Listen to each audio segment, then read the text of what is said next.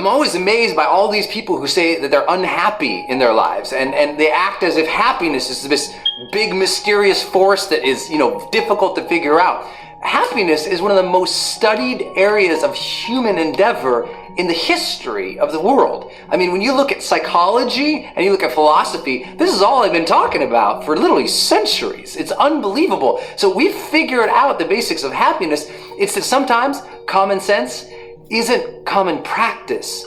So people struggle for no reason. I mean, look at what we know about happiness. We know basically happiness usually comes from an orientation towards the world in which we look at the past, the present, and the future in specific ways. We often tend to look at the past with gratitude and with fond recollection, even if there were struggles, challenges, suffering, turmoil. We find our places in the past and we feel a sense of acceptance about the past. It happened. It's good. All things were as they were, and today they are as they shall be. And it's being okay with whatever the past is, finding a peace, an acceptance, and a gratitude there allows us to be a little more free in the present. And being in the present, what makes us happy? Being engaged in whatever we are really doing. I mean, really engaged in it, mentally engaged in what we are doing each day. Where we're challenging ourselves just a little bit, where we're finding something we're passionate about, interested in, and challenging ourselves to bring our full conscious presence to the moment, to develop awareness, right? Almost all spiritual sort of texts and teachers and trainers are always trying to help people become just more present in the moment, more accepting of the world as it is, but here.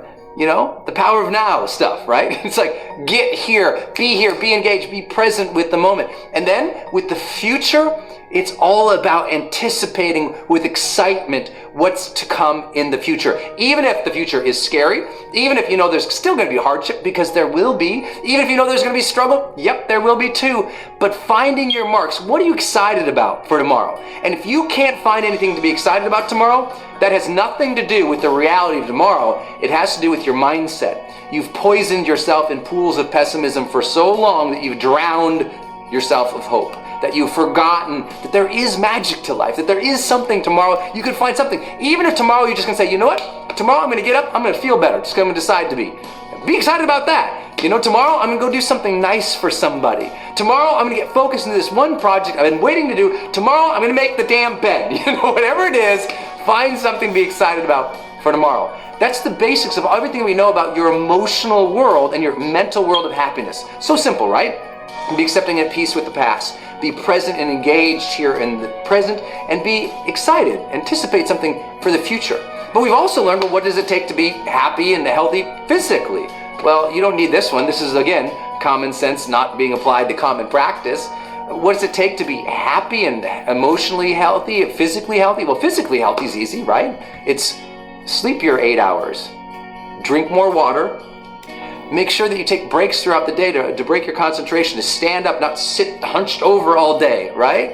It's work out 2, 3, 4 times a week. Okay, simple. Get outside, move around a little bit. Eat more greens. Avoid the sugars and the caffeines. Avoid the things that make you up and then crash you down. Avoid the white starchy things. Avoid the food groups that you find you're allergic to. We all know this, but what's so easy? Common sense isn't common practice. If we're hungry, pizza. It's like, come on. Like, happiness and being physically happy is very simple and easy. You're just not doing it consistent enough if you don't feel physically enlivened and vibrant. Another thing that people often struggle with their happiness is their relationships. And I'm like, really? People are really struggling that bad? And I'm not saying relationships aren't hard, but are you applying the common sense, common things that we know from years and years and years of relationship advice? Are you present with your loved one? Are you appreciative and adoring of them? Are you giving them the benefit of the doubt? Are you realizing that it's you in the relationship with them, fully interdependent? They aren't causing the problem separate of you.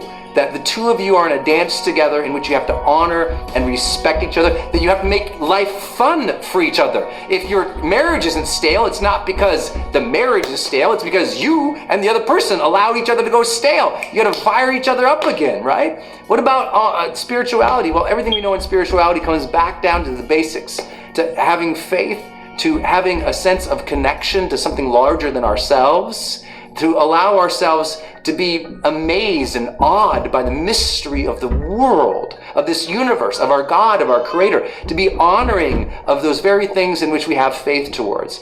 None of this is magic. It's about looking at your life sometimes and just doing maybe a full-scale evaluation on a Sunday once in a while. Look at your life and say, okay, all right. Am I emotionally happy? If not, how am I looking at the past, the present, the future? Am I physically healthy? If not, how am I eating? How am I sleeping? How am I working out? Am I doing the basics here? If your relationships aren't happy, then the answer is, okay, what is not happening in the relationship? What am I not bringing into this relationship anymore? How am I not sensing and contributing to this relationship anymore? What have I not asked for consistently enough? What is it that they specifically need that might turn it around? And spiritually, just to feel gratitude.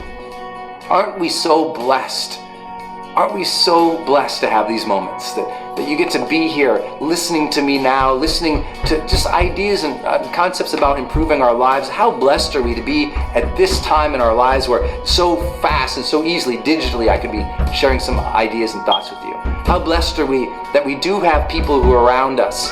How blessed are we that we could give more love to the world just because we choose to? How blessed are we that we can get up tomorrow, decide who we are going to be, and start becoming that? How blessed are we that we can wake up tomorrow and start designing the life we always wanted to live?